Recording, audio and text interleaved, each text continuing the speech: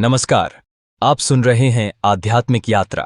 आज के इस विशेष वीडियो में हम चर्चा करेंगे कुंडलिनी जागरण और योग साधना के प्रभाव पर। यह विषय गहन है, परंतु इसका हमारे जीवन और आत्मा के विकास पर प्रभाव अविश्वसनीय है। पहले यह समझना जरूरी है कि योग क्या है।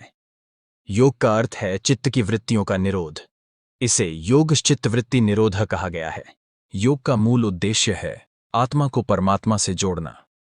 योग में इंद्रियों और मन को विषयों से हटाकर परमात्मा में स्थिर करना श्रेष्ठ योग माना जाता है।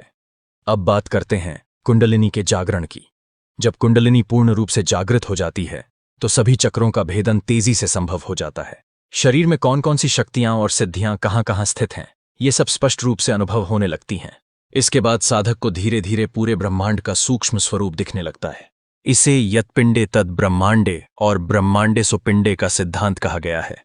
बाहरी और भीतरी संसार का भेद मिट जाता है और यह अनुभूति कुंडलिनी के प्रकाश के माध्यम से होती है। जब कुंडलिनी का प्रकाश मूलाधार चक्र से सुषुम्ना मार्ग के द्वारा आज्ञा चक्र पहुंचता है तो साधक पूर्व जन्म के जीवों और उनके कर्मों का सूक्ष्म स्वरूप देखने लगता है। यदि साधक का आंतरिक प्रकाश तीव्र है, उसका स्वास्थ्य अच्छा है और ब्रह्मचर्य का पालन कम से कम 2 माह तक किया गया है, तो इन जीवों के जीवन की पूरी प्रक्रिया, जन्म, कर्म, मृत्यु और अगला जन्म स्पष्ट दिखाई देती है।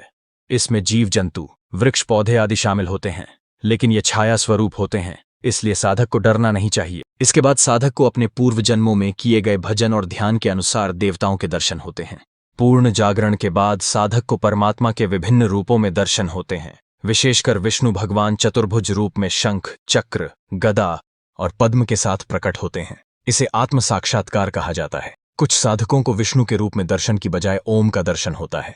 प्रकाश में ओम लिखा हुआ दिखाई देता है। जब ऐसा दर्शन हो तो गुरु के सिवाय अन्य किसी से इस दर्शन की बात कभी नहीं कहनी चाहिए। इसके लिए गुरु का कड़ा निषेध होता है। अगर किसी से नहीं कहा जाएगा तो आत्मा राम या परमात्मा विष्णु के रूप में प्रतिदिन ध्यान में बैठते मरे रहते। प्रकाश के आते ही पहले दर्शन देंगे। यदि आप उनसे मानसिक सवाल कीजिएगा तो उसका जवाब जो मिलेगा वह आपको अपने अंदर सुनाई देगा। अगर प्रश्न नहीं कीजिएगा तो दर्शन देकर अंतर्ध्यान हो जाएंगे। अगर साधक इस बात को अपने साथी संघों से कहना प्रारंभ करेगा तो दूसरे दिन से यह दर्शन बंद हो जाएगा और जो प्रतिदिन दर्शन होने वाला था वह 6 माह या साल में 1 आध बार प्राप्त होगा।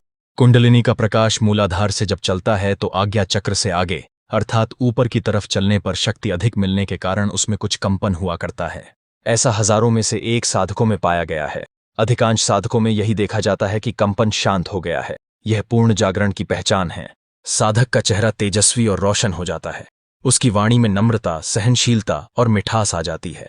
साधक पूर्ण रूप से आरोग्य हो जाता है क्योंकि उसकी ऊर्जा और तेजोबल उसके सभी कुसंस्कारों को नष्ट कर देती है। कुंडलिनी जागरण न केवल आध्यात्मिक उपलब्धि है बल्कि यह जीवन की हर दिशा में प्रकाश फैलाता है। इसके लिए निरंतर साधना, संयम और श्रद्धा जरूरी है। आशा है कि आपको यह विषय प्रेरणादायक और ज्ञानवर्धक लगा होगा। यदि आप ऐसे और विषयों पर चर्चा चाहते हैं तो इस वीडियो को लाइक, शेयर और सब्सक्राइब करें। अगले वीडियो तक के लिए नमस्कार। ध्यान और साधना में लीन रहें।